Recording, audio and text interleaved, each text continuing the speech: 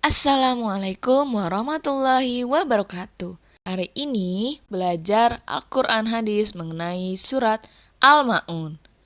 Tujuan dari pembelajaran hari ini adalah kalian dapat membaca surat Al-Ma'un dengan baik dan benar. Yang kedua, kalian dapat menyebutkan terjemahan surat Al-Ma'un. Yang ketiga, kalian dapat menjelaskan isi kandungan dari surat Al-Ma'un. Nah, sebelum kita memulai pembelajaran, alangkah lebih baiknya kita membaca Bismillah terlebih dahulu. Bismillahirrahmanirrahim. Anak-anakku sekalian, hari ini kita akan belajar Surah Al-Ma'un. Surah Al-Ma'un merupakan surat ke-107 dalam Al-Quran. Surah ini terdiri dari 7 ayat. Surat Al-Ma'un diturunkan setelah surat Al-Quraisy. Surah Al-Ma'un termasuk golongan surat Makkiyah, yaitu surat yang diturunkan di kota Mekah.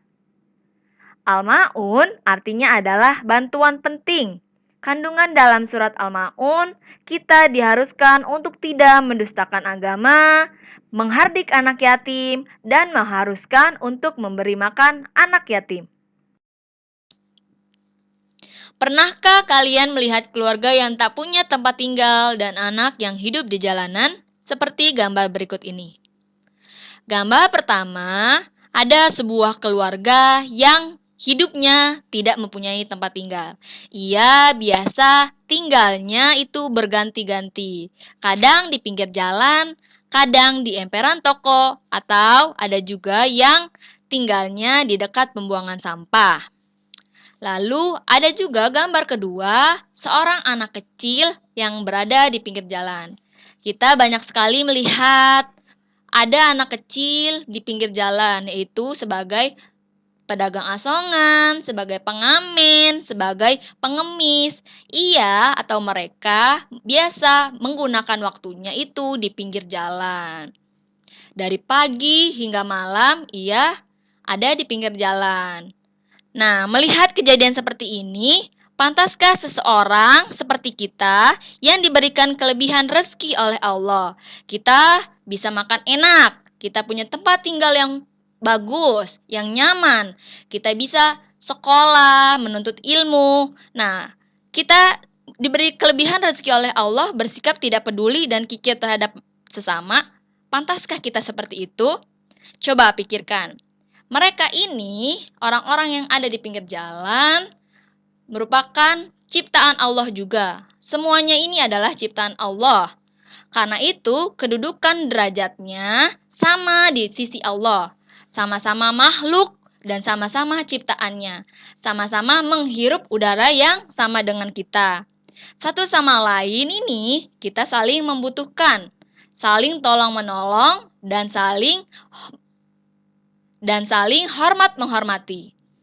Dalam rangka itu, maka diturunkan agama yang berisi ajaran-ajaran, di antaranya secara khusus tentang anak yatim. Menghardik anak yatim disamakan dengan mendustakan agama. Allah Subhanahu wa taala berfirman dalam surat Al-Ma'un ayat 1-3 yang artinya, tahukah kamu orang yang mendustakan agama? Itulah orang-orang yang menghardik anak yatim dan tidak menganjurkan memberi makan orang miskin. Lalu apa sih yang disebut dengan anak yatim itu? Anak yatim adalah anak belum dewasa yang ditinggal wafat oleh ayahnya. Anak-anakku sekalian, yuk kita sama-sama membaca surah Al-Ma'un ayat 1 sampai dengan ayat 7. Bismillahirrahmanirrahim. Aro'aital ladzi yukadzibu biddin. Tahukah kamu orang yang mendustakan agama? Fadzalikal ladzi yadu'ul yatim. Maka itulah orang yang menghardik anak yatim. Wala yahuddu ala ta'amil miskin, dan tidak mendorong memberi makan orang miskin. Fawailul lil musallin, maka celakalah orang yang sholat. Alladzina hum an sholatihim sahun, yaitu orang-orang yang lalai terhadap sholatnya.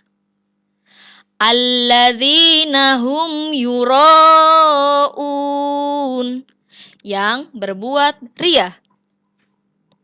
Wa yamna'unal ma'un, dan enggan memberikan bantuan.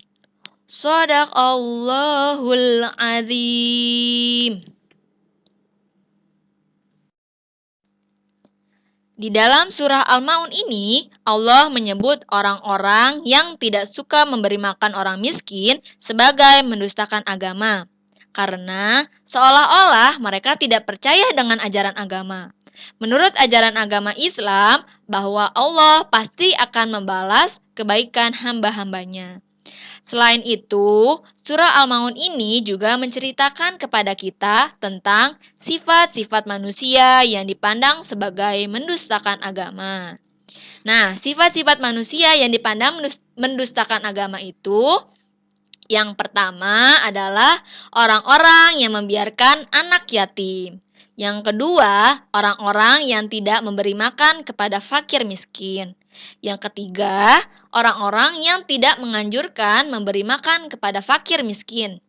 Yang keempat, orang-orang yang melalaikan sholat.